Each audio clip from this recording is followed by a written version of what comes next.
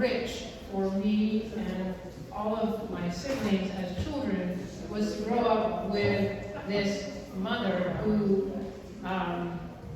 was an amazing storyteller. And tomorrow, actually, at the reception, you'll see a couple of the books that she used to read to us from.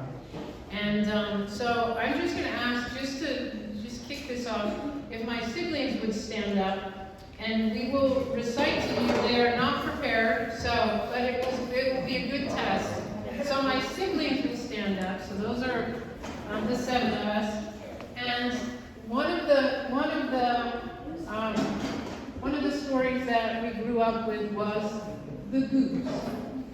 So, if you look at each of these siblings, are we ready? The goose, they take all eating. The goose, they lick their fingers. The goose, they lick their eyes. They spill their broth on the tablecloth. Oh, they make such disgusting lies. The goose, they take all eating. And loud and fast they chew. And that is why I'm glad that I am not to do. Are you?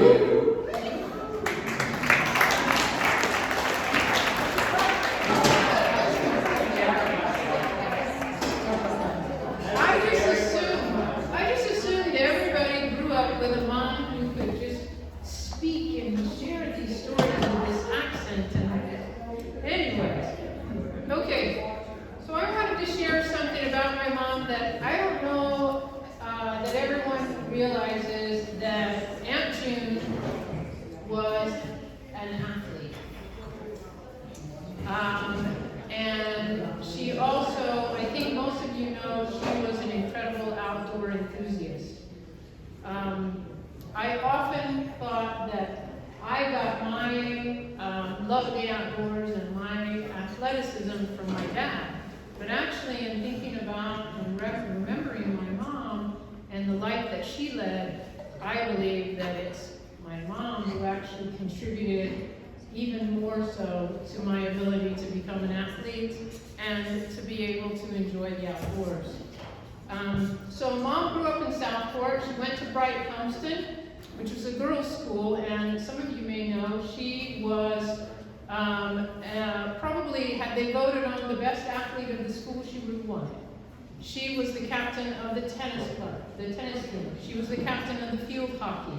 Had they had soccer, basketball, softball, Mom would have been the captain of those sports. She was an incredible athlete.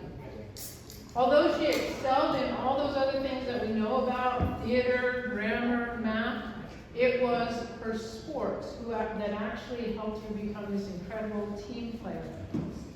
After graduating from school and she went into the theater, she continued to be an athlete. So she cycled everywhere. She was a huge cyclist. And most of you know she was a huge walker or hiker. In England they call them walkers, but we call them hikers here in America. They're the same thing. I remember her sharing years ago that when she was up in Aberdeen, she would go on these incredibly long bike trips. And one time she wanted to stay at this bed and breakfast, and it was about 50 miles away. So she cycled all the way up there, stayed overnight, cycled all the way back. This was a one-speed that she cycled on. So she would often, when we talked about our bikes and how many gears they had, she was like, why do you just need one gear? I used to cycle 100 miles in 2 days. I'm such a lightweight. In her 20s, Mom took up skiing, and she skied in Austria, she skied in Switzerland. I believe also if she had the opportunity to participate in other sports, like water skiing, mountain biking, so many other sports, she would have excelled in those. Even some of the family can remember volleyball games. I mean, Mom was willing to jump out there and play volleyball, right? Now, had she been on a volleyball team, she probably would have excelled. Family volleyball, maybe not much. She was more of a humorous player, but she was such a willing player. So she even had a short career as a runner. So as you know, Dad was a marathon runner, and one time at Columbia Institute that Dad ran, the staff got together and they said, we'll participate in a run with Orville, and so they all did, including Mom. And she had begun running. She struggled with it a little bit because when she ran, she noticed people beside her were walking. So it didn't encourage her, but she did participate in this one race. It was a 5-miler, and she and Myrna won in their age category. They were the only ones in their age category, and it was an accumulative, so I think together they were about 130 years old. So they won in that category, those two women. So growing up with Mom and Dad, we witnessed their love for hiking. And even up until their last years, both of them, they went for daily walks. It was often the highlight of their day. We have a lot of memories of them walking in their neighborhoods, walking at Redfish, walking along Highway 75 with Aunt Marilyn. There's this great picture of you and Monty and Dad and Mom just walking with your canes along Highway 75, hiking the C&O Canal, trails all over the United States, all over the world. I just want to share one story about Mom, because we think about Dad as this incredible hiker and all of his brothers, these incredible hikers and climbers, but let me tell you about Mom and her ability to hike. So one time, Mom, Dad, and I were in Scotland, and it was in 1988. And this was one of the hiking trips that we went on together. And typically what we would do is Dad would choose a climb that we would take, and Mom would drop us off at the trailhead, and then Dad and I would climb a peak.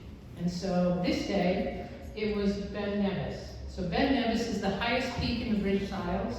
It's about 4,413 feet above sea level. That doesn't sound like a lot, but think sea level. So we started at sea level basically. It was about an 8-hour climb.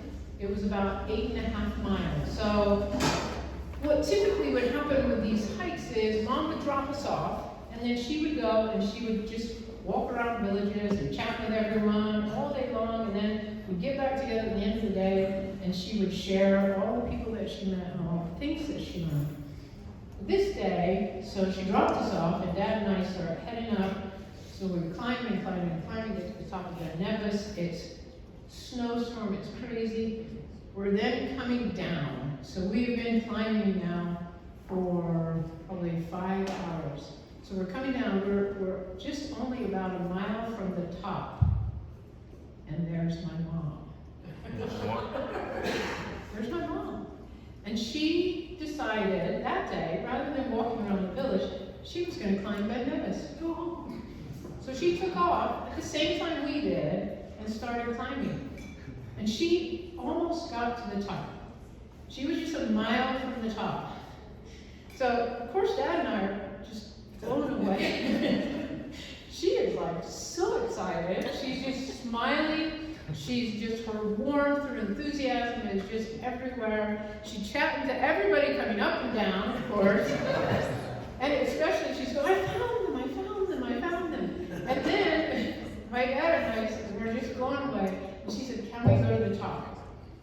And unfortunately, there was a snowstorm at the top, and there wasn't enough time in the day. And we said, there just isn't enough of a safety window for us to make it to the top. And she was great with that. So we turned around and started heading down. And again, the whole way down, she's chatting to everyone, I found them. But I'll tell you, my mom was 62 years old. She wasn't training to climb Ben Nevis. She just had the ability to do that. She had a drive to do that. She loved the outdoors. And that's a part of my mom that I think some of you guys know, but if you don't, and whatever your age is right now, think of that June, and think of yourself as if at some point God places a Ben Nevis in front of you, go for it. And even if you don't get to the top, just talk to a lot of people along the way.